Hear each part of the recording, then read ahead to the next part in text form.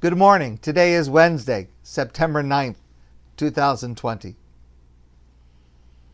Our Parsha this week is the double portion, Nitzavim Vayelech, is Moshe's speech to the Jewish people at the end of 40 years in the desert.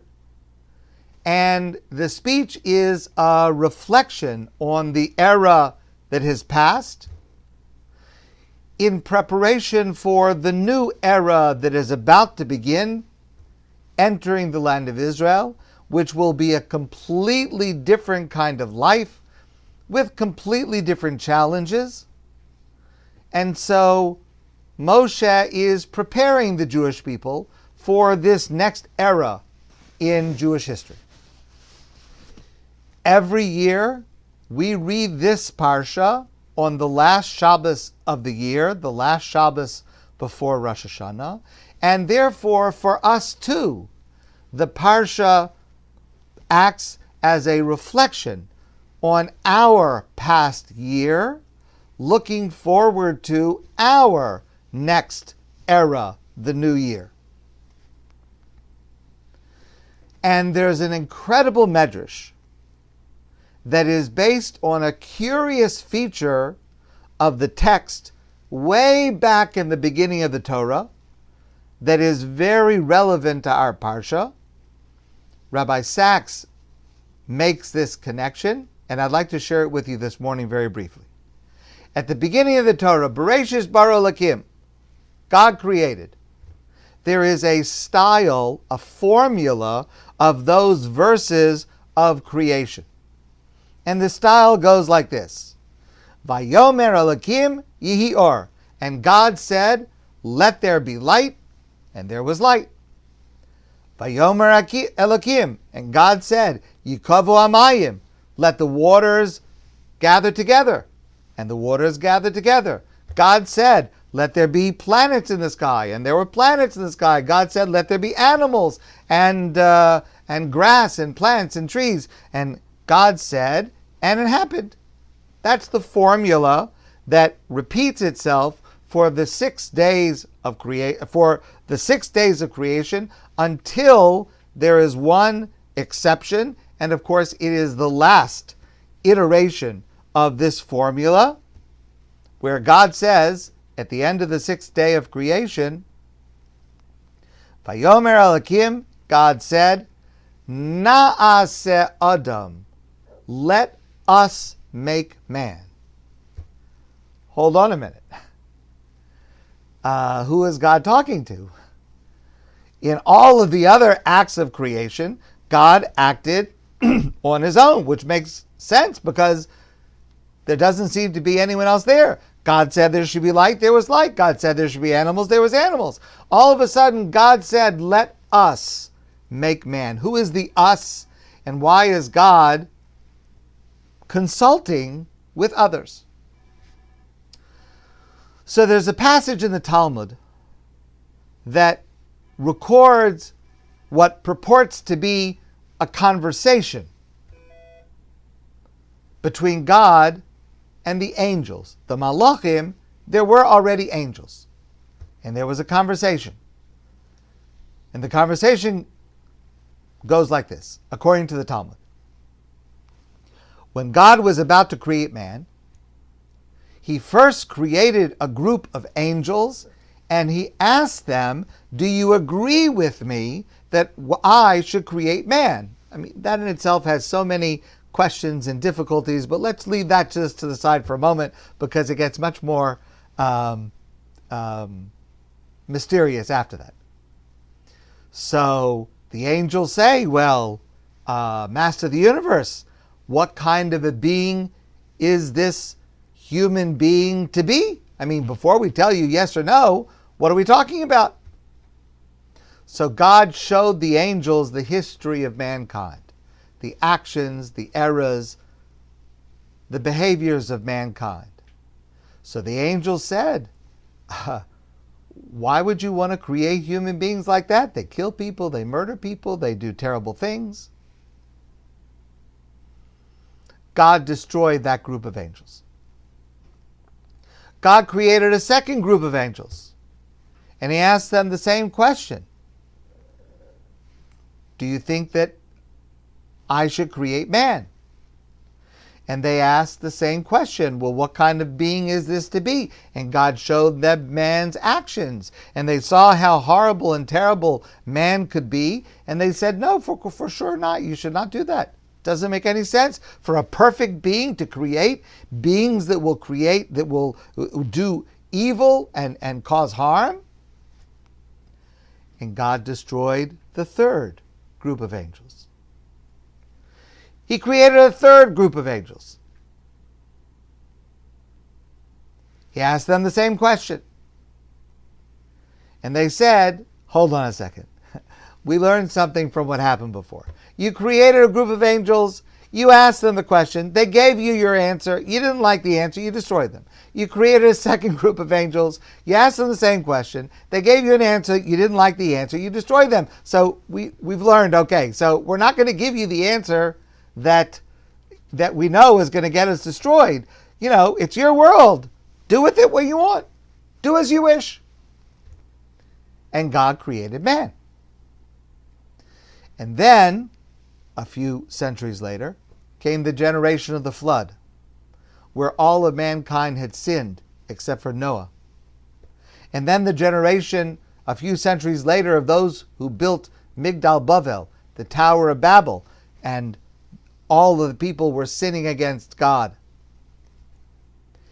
And the angels said to God, but doesn't this show that the first angels were right? I mean, you asked the first angels and you asked the second angels, and they told you that this was going to happen because you showed them that this was going to happen. Weren't they right to have told you not to create man?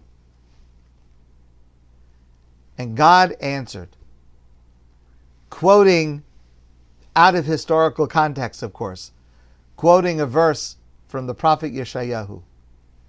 Even to old age I will not change, and even to gray hair I will still be patient. A remarkable conversation.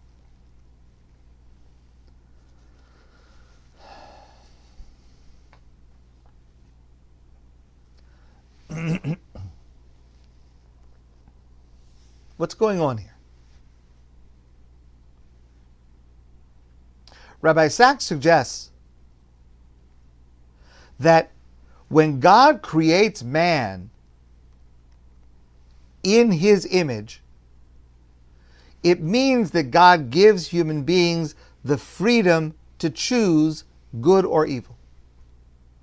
And that means God is creating a being that he, God, can never fully predict what humans will do. We human beings, will choose what to be, how to act. And that means necessarily that when God gives man the freedom to choose good, by definition, God also gives man the freedom to choose evil, to act badly. Because there's no way to avoid that dilemma even for God himself. Because if God were to somehow prevent human beings from acting badly, that would simply mean that the choice of acting goodly was not a choice. And that is what happened. God created Adam and Eve, and they sinned. The first human-born child, Cain, murdered his brother Hevel. And within a short amount of time, the world was filled with violence.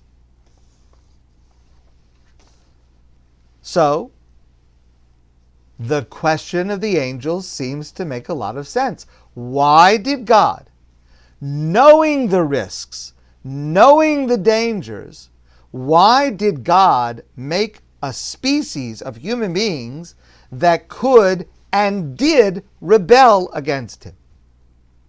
That could and did harm the natural environment that God created, hunt species to extinction, and oppress and kill his and her fellow men and women. The question of the angels is very strong. The answer that God gives to the angels is extraordinary. Even to old age I will not change. Even to gray hair I will still be patient. In other words, God says, I'm patient. I'm prepared to wait. If it takes 10 generations for a man as righteous as Noah to arise, that's okay. I can put up with 10 generations of evil, knowing that at the end of that, there'll be one person, Noah, who makes it all worthwhile. And then if it takes another 10 generations for someone like Avraham to be born, that's okay. I'll be patient. However much evil there is in the world, I will not despair. I will give a second chance. I will give a third chance. I will give 100 chances. I will be patient, waiting for righteousness to arise. In other words, God created humanity because God has faith in humanity. And even though we will often, unfortunately, disappoint God as we disappoint ourselves and others, but there are times that we do not. We may fail many times, but each time we fail, God says, even to old age I will not change. Even to gray hair I will still be patient. I will never give up on humanity. I will never lose faith that ultimately a righteous person will emerge. And it's worth it for that.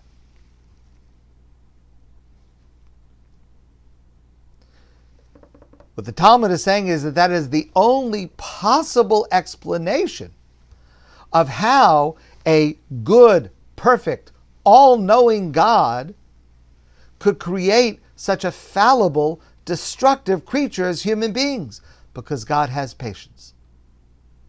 God has forgiveness. God has compassion. God has love. God has an unending supply of second chances.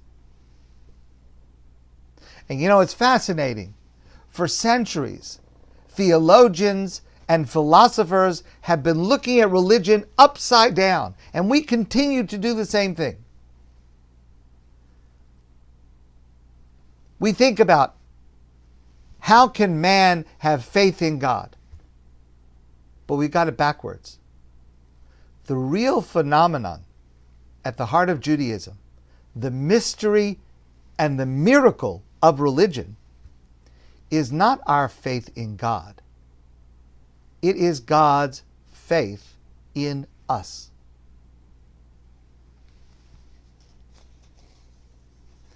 Atem nitzavim hayom kulchem.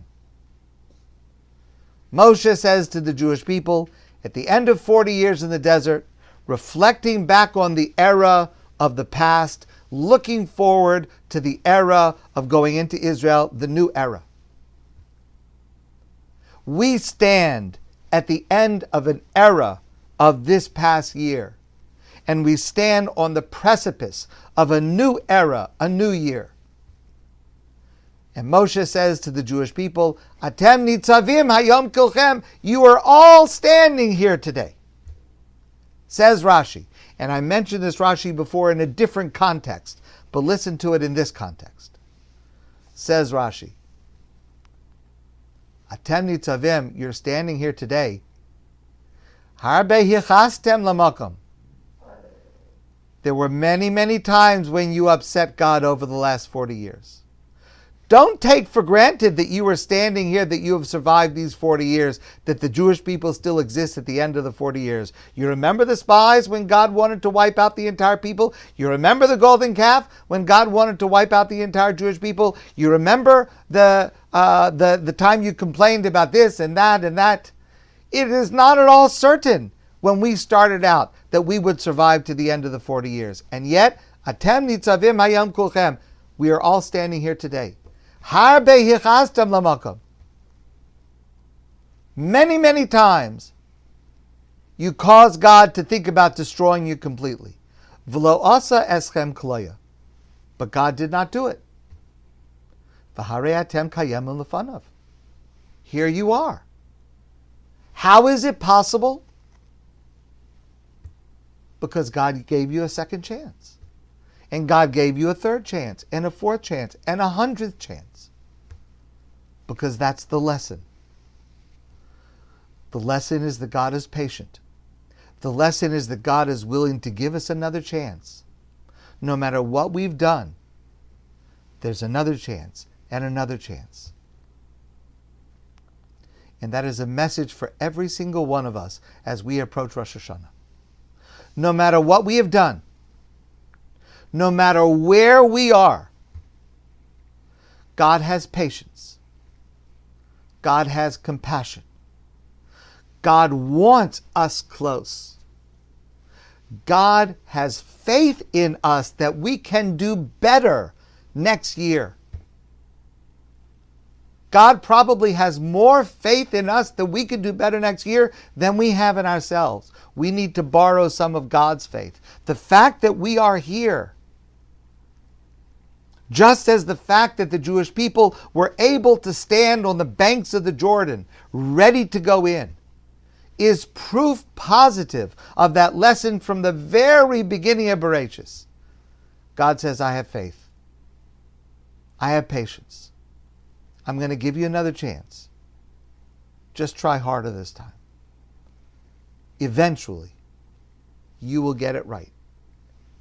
Maybe not this year. Maybe not this generation. But you will eventually get it right. And it will be worth it for that. That's the lesson that our Parsha reminds us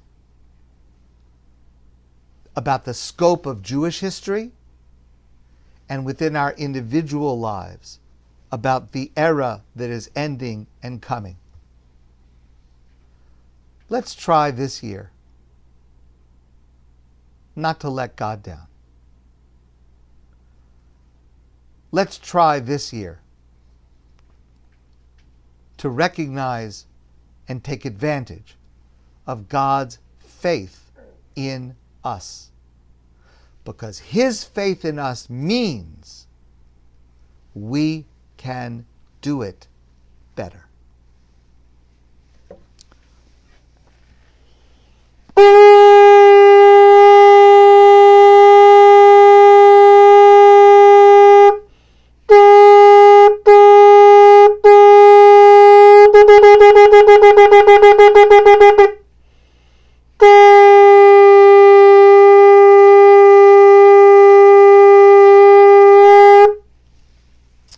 My friends, I wish you a great day, and I look forward to seeing all of you soon in person.